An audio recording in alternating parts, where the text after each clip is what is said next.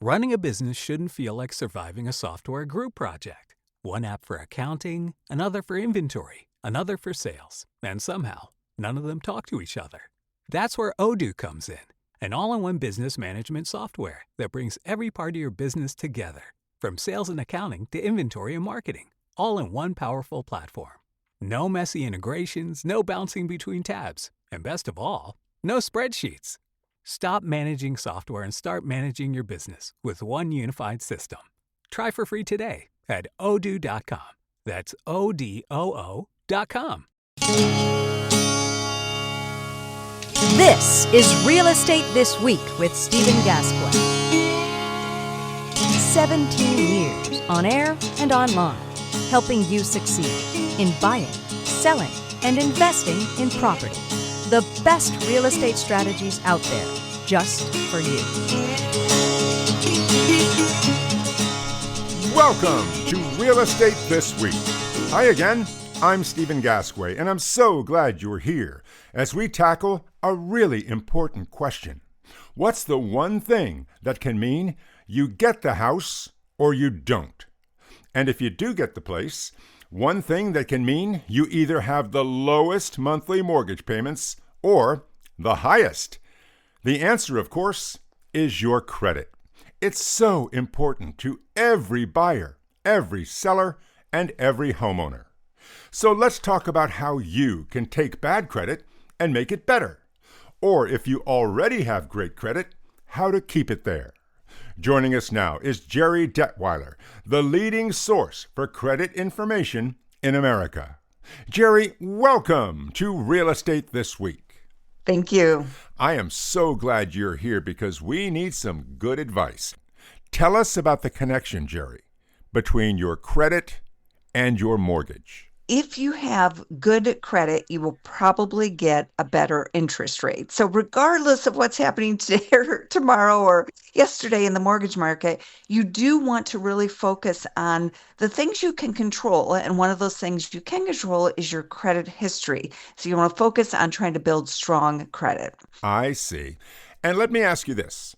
There's the credit report, which could be 50 pages long.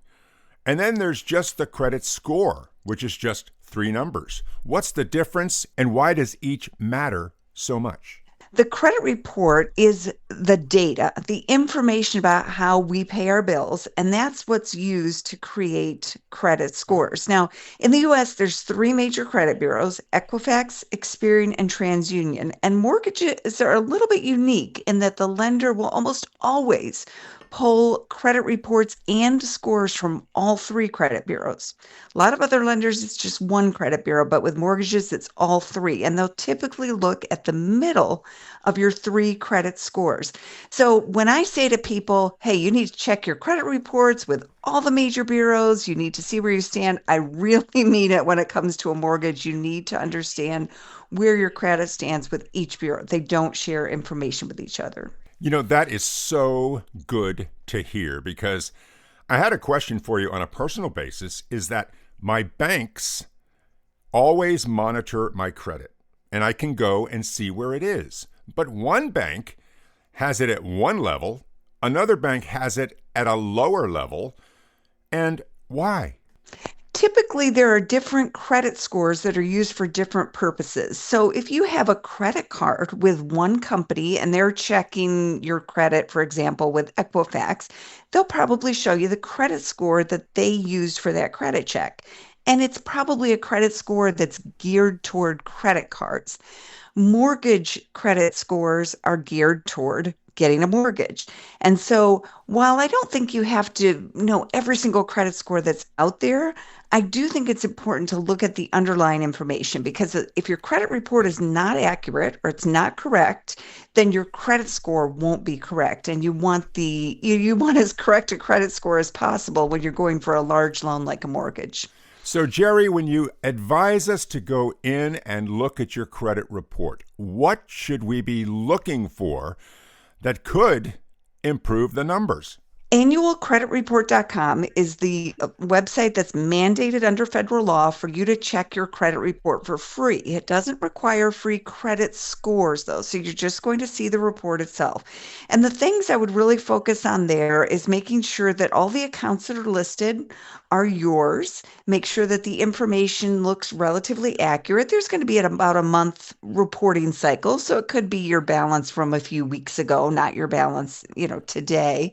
And then if you're thinking about, well, what can I do to improve my credit score, I have two pieces of advice. One is the easiest thing usually or very often to affect your credit score is bringing down balances on credit cards because high balances on credit cards can affect your credit scores.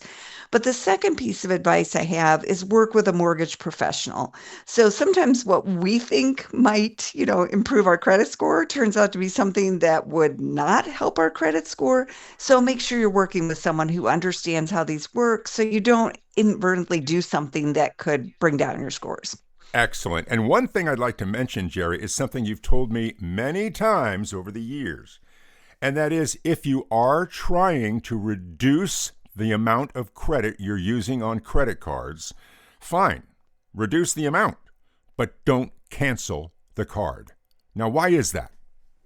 That's correct. And the reason is the credit limit that you have is compared to your balances on individual accounts as well as all of your accounts added together.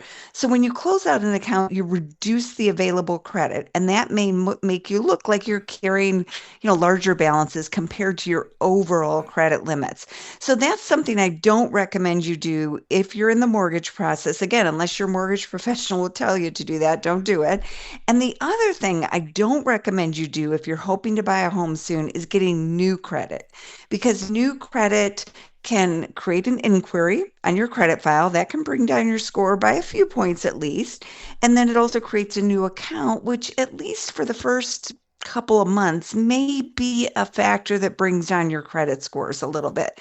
So if you're thinking, hey, I'm going to buy this house, I'm going to fix up the kitchen or get new appliances or get new furniture, wait until that loan is closed and then you can go shopping, but don't do it before, again, unless your mortgage professional says no problem. That's great advice, Gerri. And I've got to tell you, it can be really hard because say that you go to completely redo your kitchen and the store says, hey, you can get 15% off the entire purchase if you apply for our credit card and you put the purchase on that.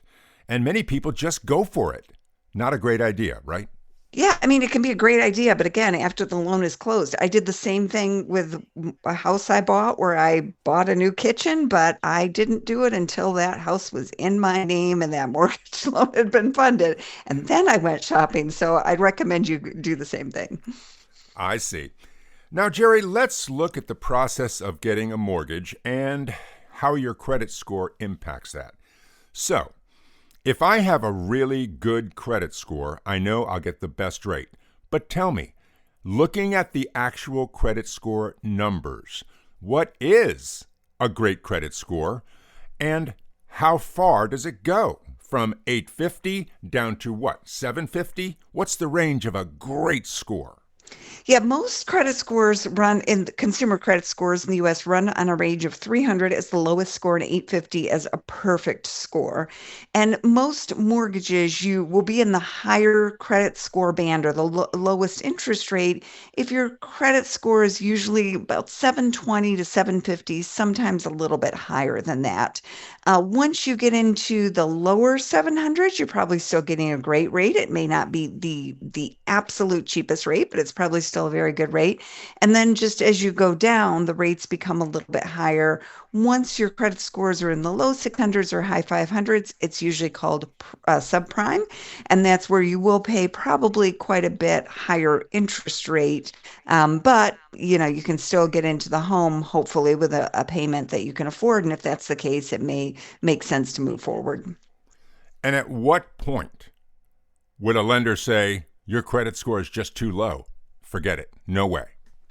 Well, there are lenders who will work with borrowers of lots of different credit backgrounds, but usually if your credit scores are in the 500s or the low 600s, you're going to have a more difficult time getting approved, and you may need to have a larger down payment, which for some people may be a bit of a hurdle, in this economy. So it really depends. If you have credit challenges, and you really have found a house that you want to buy, I would just work with someone who really understands that market, and be careful about getting into a loan that's more than you can actually afford. That's, I think, the biggest risk. That's excellent. Excellent. And so, again, looking at the person who wants to buy a house, if they go to check their credit score and it's great, go for it. But if it's really low, how long could it take to fix that credit score? Improving a credit score really depends on what's bringing it down. So, for example, if you have a credit card that's maxed out, if you pay that card down, maybe pay it off or pay the balance down to, let's say, 10 or 25% of the available credit, you might see your credit score jump by 10, 20 points or even more in the next billing cycle. So there are some things that can be done fairly quickly. The harder things to overcome are things that are recent and very negative. For example, you missed payments last year on multiple credit cards. You have lots of late payments that are accurate on your credit report. That's going to take a little bit more time to recover from. But one thing I always tell people is time is your friend here. If you are if you are patient and you focus on paying everything on time, as negative information gets older, it does have less impact on your scores. Oh, that's good to know. Good to know. And what about a technique we've talked about before, in which, say that someone has $30,000 in credit card debt, and they're really having a tough time with that. But then they take out a personal loan for $30,000, and all that credit card debt is paid off, and now they just have this other loan for $30,000, which usually would have a fixed time, like 5 years. What about that, Gerri? Yeah, replacing a revolving account like a credit card, a balance on a revolving account with an installment account like a personal loan that you mentioned may be beneficial to the credit score because then you aren't maxed out on the revolving line of credit. But I would say two things. And one is, of course, don't close out that credit card. We already talked about that. Leave that open so you still have that credit line available. And the second thing that I would say is that with mortgages, the lender will take a close look at your debt to income ratio. So they will take a look at your monthly payments compared to your income. And with a personal loan, your payments might go up a little bit because you might have, say, 5 years or even 10 years to pay it off. Whereas with a credit card, you could make a minimum payment that could take 30 years to pay off.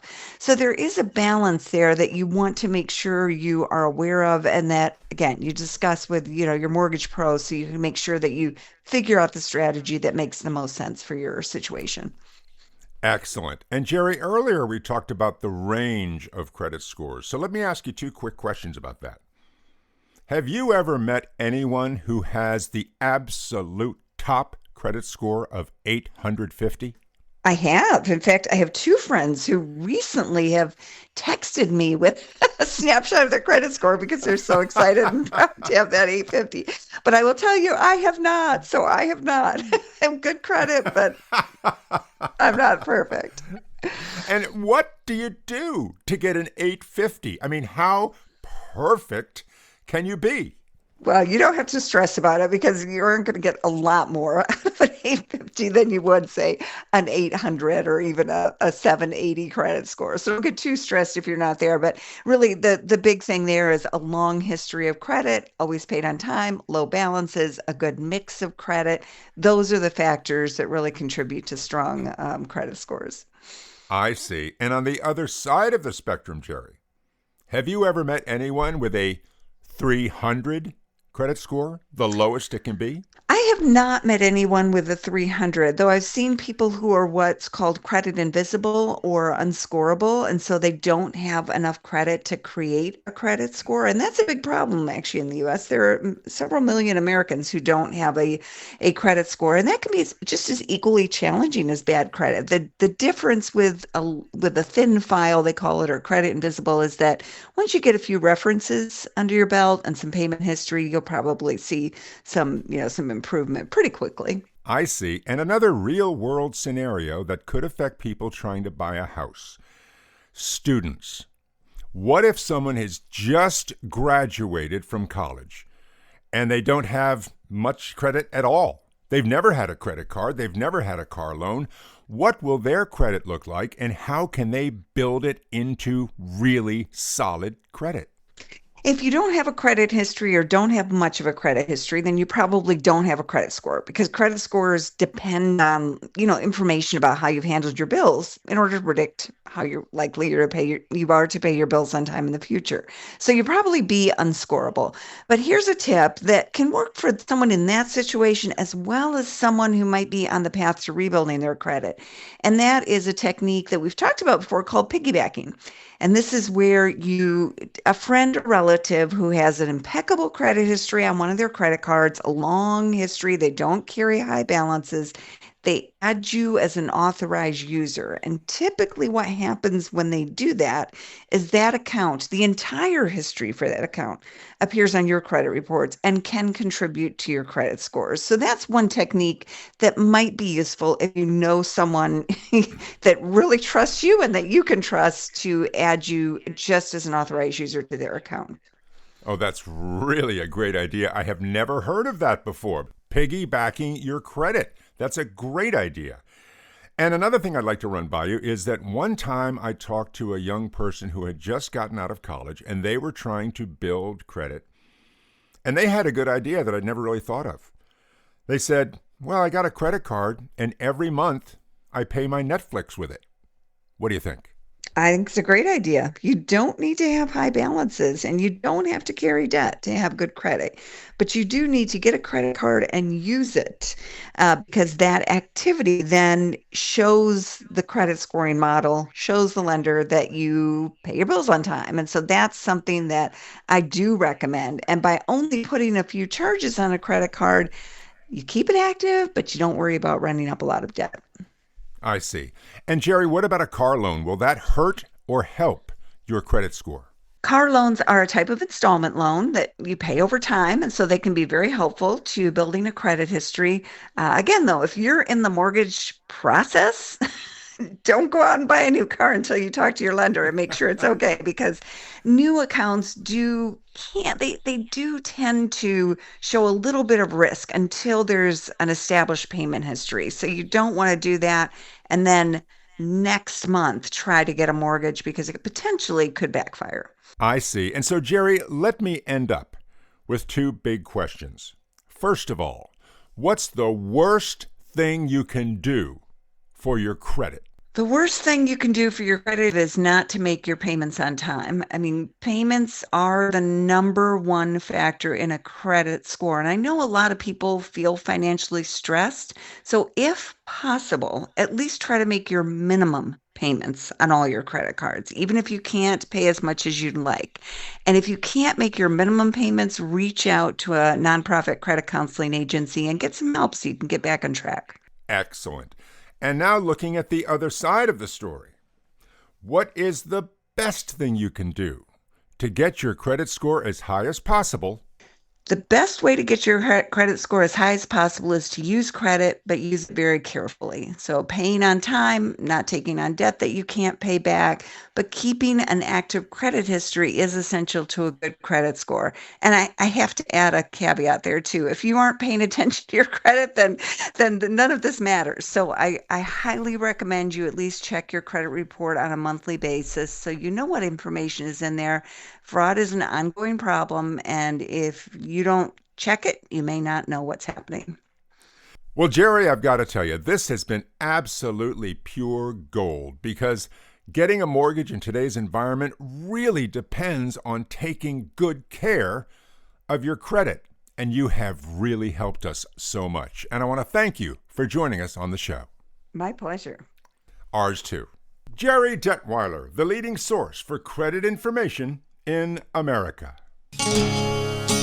Next time on Real Estate This Week, more top real estate experts share their knowledge with you as the summer of 2026 continues. It's one hot market, and we'll have red hot advice. That's next on Real Estate This Week. And until then, I'm Stephen Gasque, and thank you for listening.